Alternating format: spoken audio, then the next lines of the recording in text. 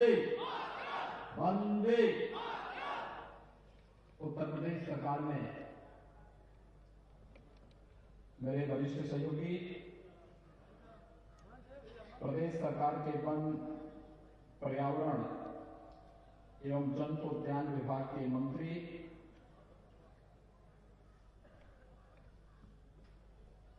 श्री दारा सिंह चौहान जी, जनपद के प्रभारी मंत्री श्री सुरेश पासी जी,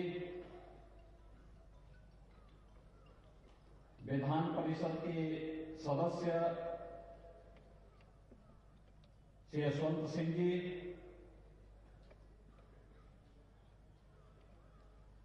विधानसभा मोहम्मदाबाद गोहना से मान्य सदस्य श्री श्रीराम सोनकर जी,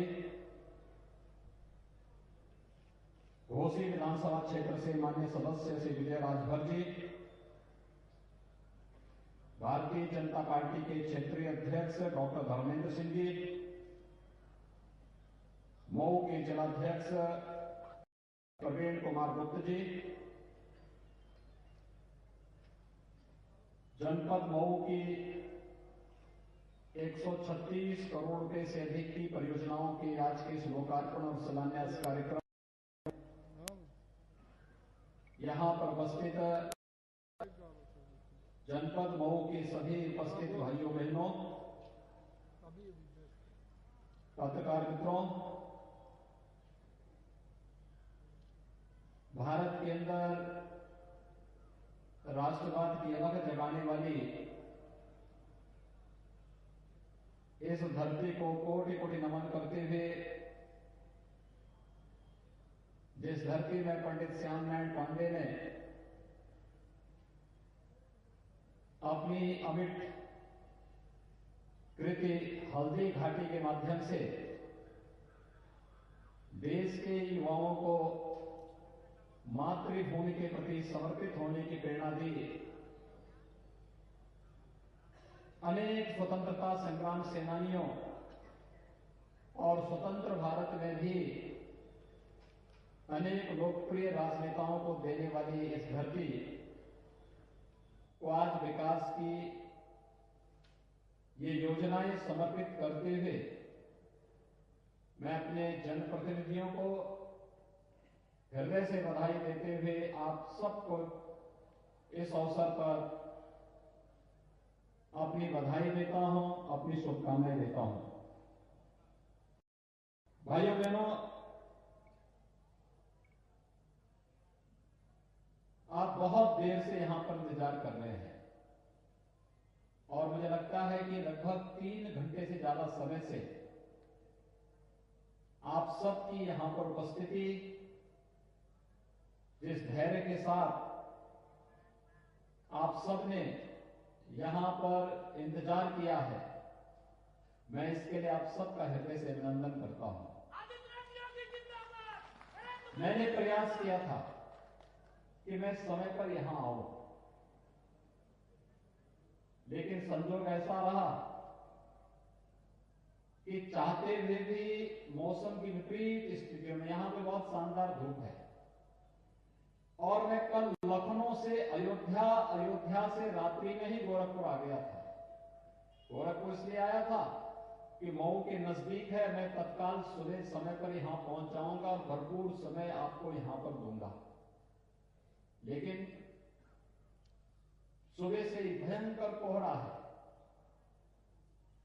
और उसके कारण मैं आपके बीच समय पर नहीं आ पाया।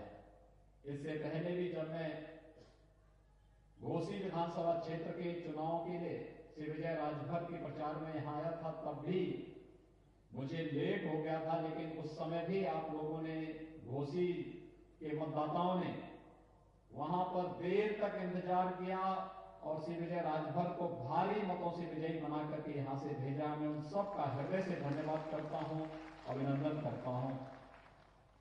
भाइयों बहनों, विकास शासन की प्राथमिकता है।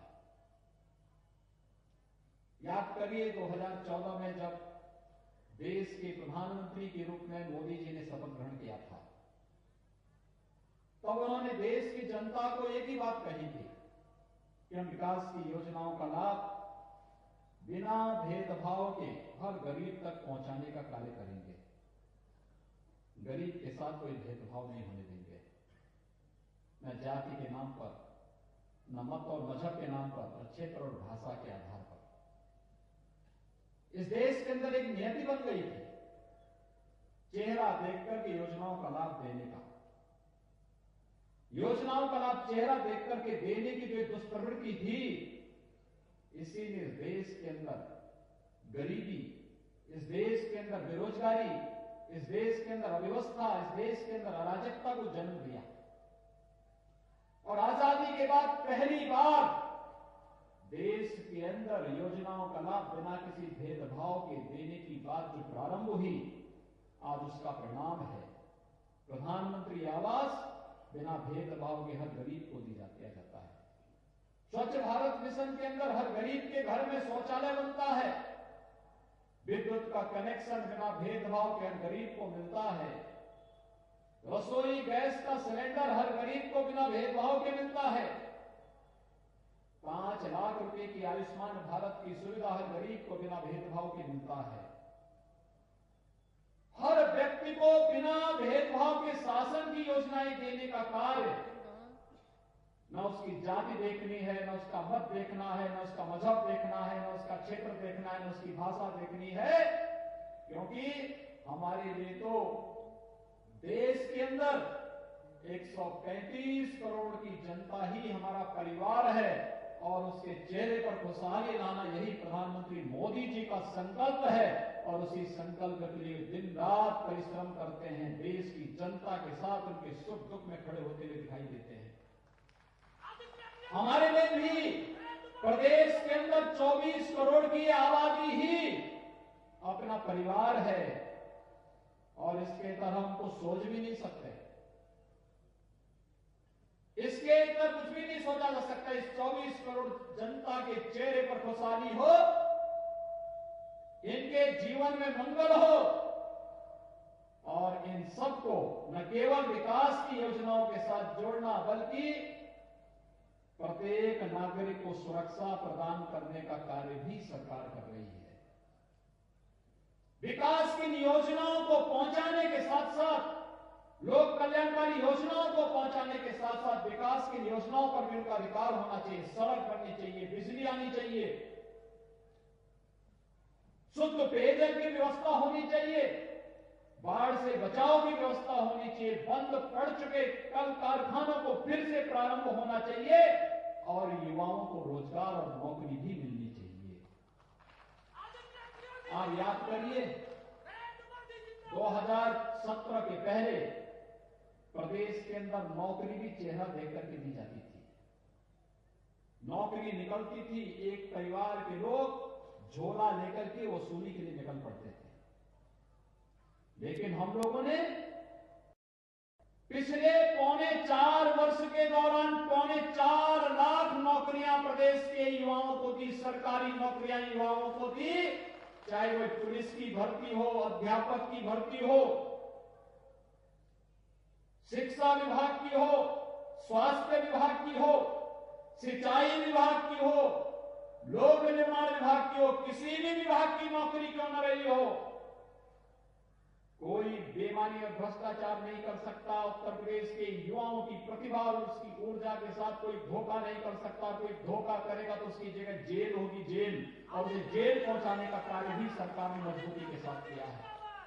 भाइयों बहनों, हर नौजवान के हाथ को रोजगार देना, हर किसान को समय पे बीज, खाद और पानी की व्यवस्था करना, हर व्यापारी को सुरक्षा की गारंटी देना, हर महिला के सम्मान की रक्षा करना और देश विकास, इंफ्रास्ट्रक्चर डेवलपमेंट की विकास की परियोजनाओं को तेजी के साथ आगे बढ़ा करके अधिक से अधिक रोजगार की संभावनाओं को आगे बढ़ा करके उत्तर प्रदेश को देश के सामने सबसे विकसित राज्यों के रूप में प्रस्तुत करने के संकल्प के साथ आज हम प्रधानमंत्री मोदी जी के नेतृत्व में कार्य कर रहे हैं। आज यही कारण है, जिन लोगों की आदत थी योजनाओं को लटकाने की, वे कार्य नहीं होने देते थे, कोई कार्य नहीं होने देते थे, हर कार्य को लटकाते थे, भटकाते थे, न विकास के कार्य होने देते थे, न आस्था का सम्मान होने देते थे।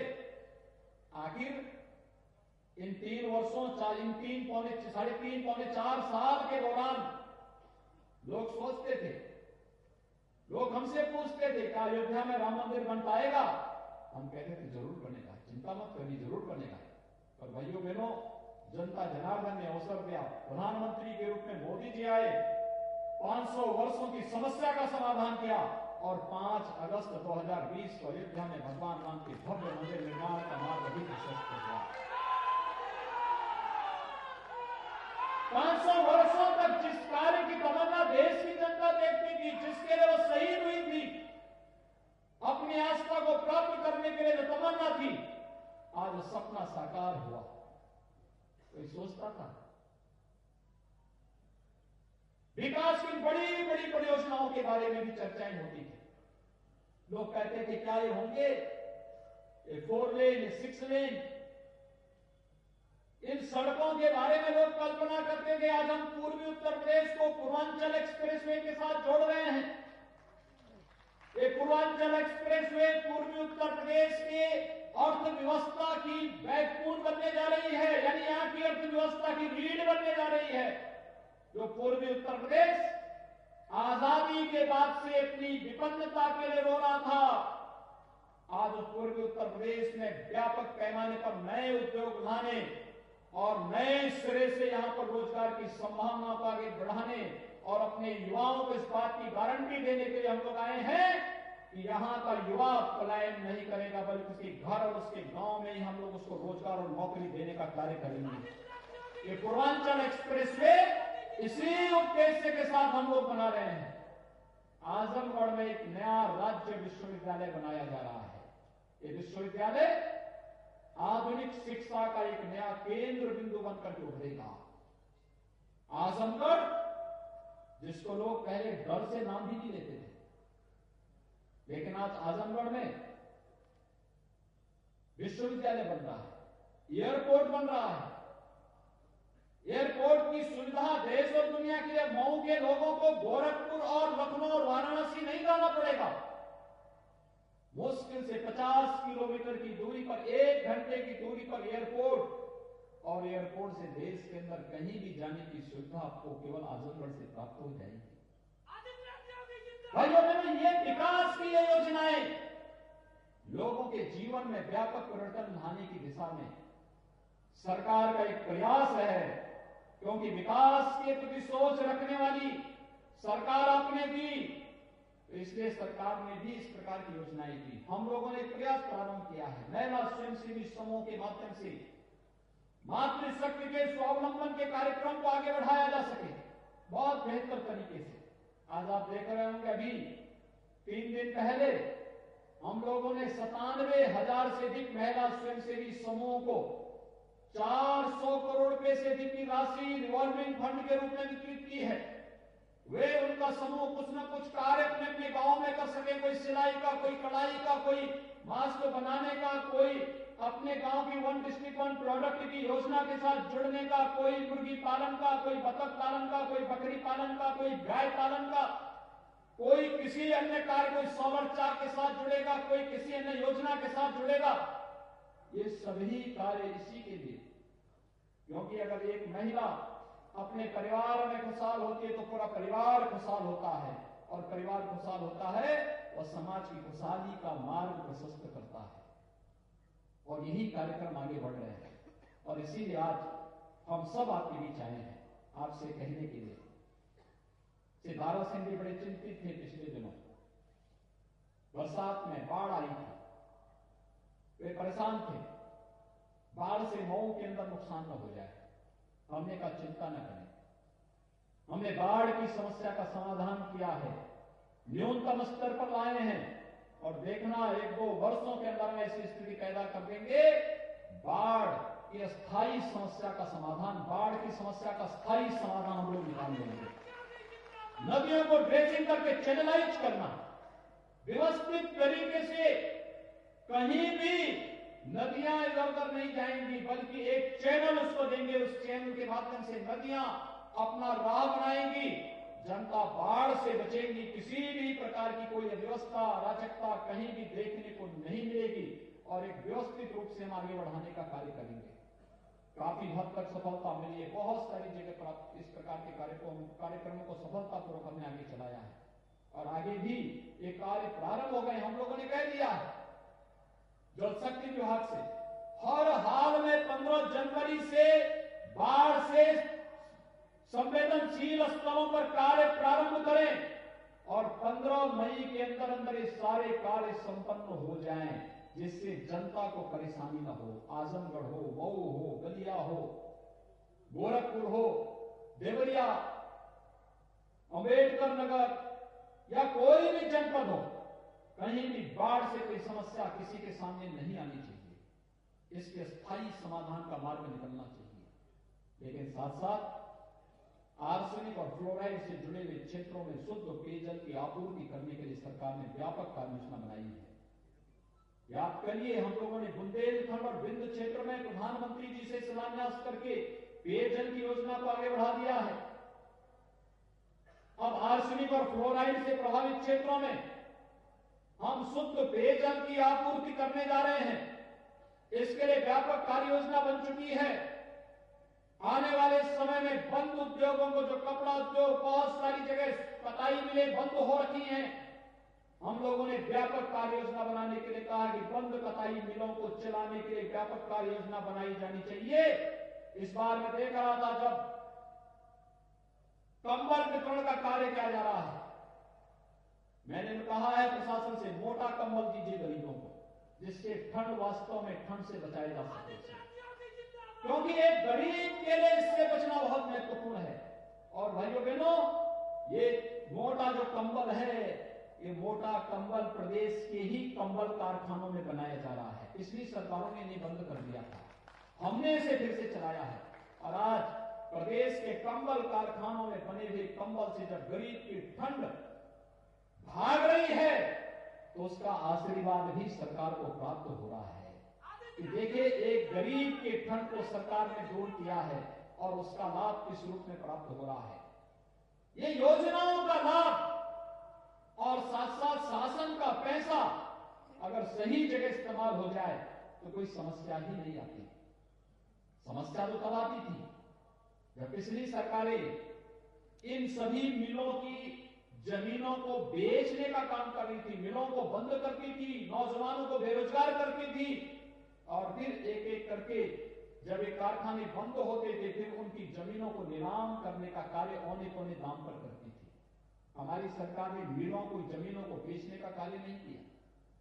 हमारी सरकारों ने बंद चीनी मिलों को बंद यानी बेचने का काम नहीं किया, बल्कि फिर से कोविड-19 के दौरान भी हमने चीनी मिलों को चलाया है और हम लोगों ने कहा है कि जिनका मामला सुप्रीम कोर्ट में है वहां से जैसे ही निस्तारण होता है मामला, हम लोग फिर से उन चीनी मिलों के पुनरुद्धार की व्यापक कार्य योजना बनाएंगे। लेकिन जिन चीनी मिलों का विवाद नहीं है, उन चीनी मिलों का पुनरुद्धार की व्यापक कार्य योजना बननी ही चाहिए, क्योंकि ये हमारे किसानों के हितों में है। और भाइयों बहनों, किसानों के लिए तो पिछले 6 वर्षों के दौरान प्रधानमंत्री मोदी जी के नेतृत्व में जितना कार्य हुआ है वो अविस्मरणीय है, अभिनंदनीय है। मैं प्रधानमंत्री मोदी जी का अभिनंदन करता हूं। आज के दिन पर कोई किसान ये नहीं कह सकता है कि प्रधानमंत्री किसान सम्मान निधि से उसको वंचित रखा गया।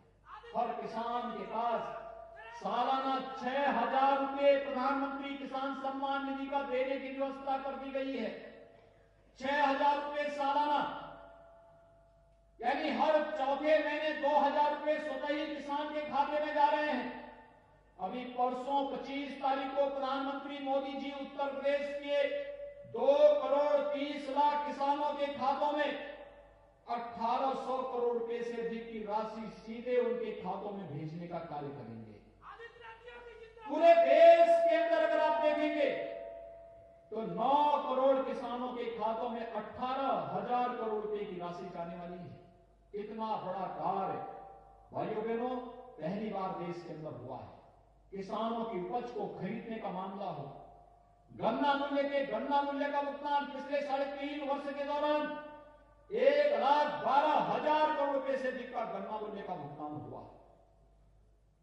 प्रधानमंत्री फसल बीमा योजना हो या प्रधानमंत्री कृषि सिंचाई की योजना, न्यूनतम समर्थन मूल्य के आधार पर किसानों की उपज को खरीदने का हो या फिर केंद्र और प्रदेश सरकार की विभिन्न योजनाओं से किसानों को लाभान्वित करने का कार्य, ये सभी कार्य सफलतापूर्वक किए गए। और आज जब किसानों की आमदनी को दुगना करने के क्रम में केंद्र की सरकार ने 3 कृषि संबंधी बिल पास किए हैं, जिसके अंतर्गत किसान को स्वतंत्रता दी जा रही है कि किसान अपनी फसल को कहीं भी बेच सकता है, उस पर कोई टैक्स नहीं लगेगा। तो बहुत सारे लोगों को इसमें बुराई, यानी बहुत सारे लोग इस फैसले का विरोध कर रहे हैं। तो चंद मुट्ठी भर लोग हैं जो विरोध कर रहे हैं, क्योंकि किसान को बिचौलियों से मुक्ति उनको बुरा लग रहा है। भाइयों बहनों, हमें देखना पड़ेगा। बार बार केंद्र सरकार ने कहा है एमएसपी बंद नहीं होगी, न्यूनतम समर्थन मूल्य की घोषणा बंद नहीं होगी, लेकिन तब भी गुमराह करने का प्रयास किया जा रहा है। एपीएमसी एक्ट में संशोधन के बाद मंडियां बंद नहीं होंगी, लेकिन एक नई प्रतिस्पर्धा, जहां अच्छा दाम किसान को मिलेगा, किसान वहां पर अपनी फसल बेच सकता है, लेकिन गुमराह करने का प्रयास हो रहा है। बार बार कहा जा रहा कि कॉन्ट्रैक्ट खेती में एक म्यूचुअल अंडरस्टैंडिंग होता है, किसान देना चाहे तो अपनी खेत को कॉन्ट्रैक्ट खेती के लिए दे सकता है, लेकिन मालिक तो उसका किसान ही रहेगा। लेकिन गुमराह करने का प्रयास हो रहा है कि किसान के खेत पे दूसरे लोग कब्जा कर लेंगे। कैसे कोई कब्जा कर लेगा? आप जान नहीं रहे हैं, इन लोगों को मालूम ही नहीं है कि कोई माफिया बन करके जाएगा तो माफिया की क्या दुर्गति होती हुई देख रहे होंगे इस समय।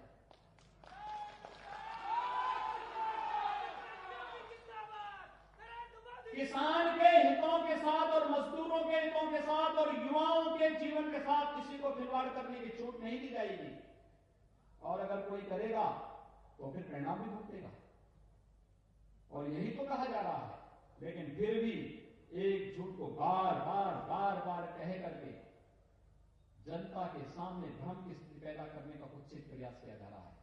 मैं आप सबका आह्वान करूंगा, आज हम सबकी जिम्मेदारी बनती है, सुधार आज की आवश्यकता है, और इस सुधार के साथ हम सबको जोड़ना चाहिए।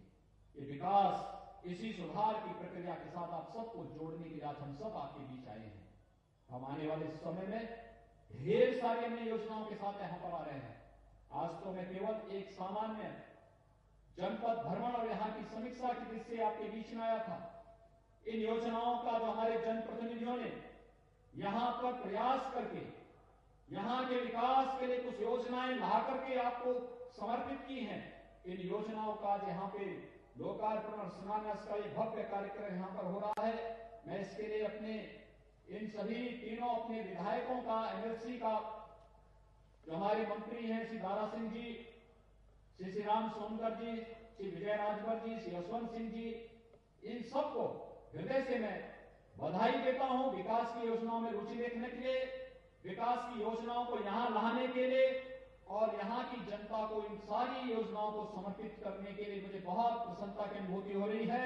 मैं मऊ जनपद के सभी नागरिकों को एक बार फिर से हृदय से बधाई देते हुए आप सबके प्रति अपनी शुभकामनाएं देता हूं, और आप सबको विश्वास दिलाता हूं कि हम विकास के पैमाने पर और सुरक्षा के पैमाने पर किसी भी प्रकार का कोई समझौता नहीं होने देंगे। आप सबके हितों को हर हाल में, चाहे वो गांव का विकास का मामला हो, किसानों के हितों का मामला हो, नौजवानों के रोजगार का मामला हो, या फिर महिलाओं के सम्मान का मामला हो, इस पर सरकार पूरी प्रतिबद्धता के साथ आपके साथ मिलकर के कार्य करेगी। आप सबके प्रति मेरी शुभकामनाएं।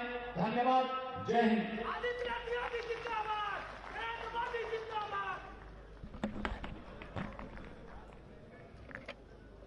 मीटिंग है कि नहीं है?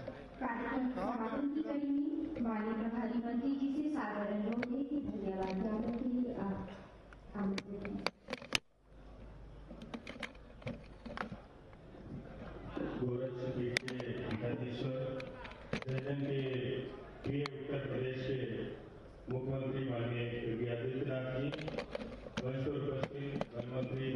भरत सिंह जी, माननीय जोशी जी, माननीय विधायकगण और उपस्थित यहाँ पर विजय मानस का मैं बहुत बहुत धन्यवाद ज्ञापित करता हूँ कि आप लोग उपस्थित होकर कार्यक्रम को बहुत ही अच्छे से सफल बनाया। बहुत बहुत धन्यवाद।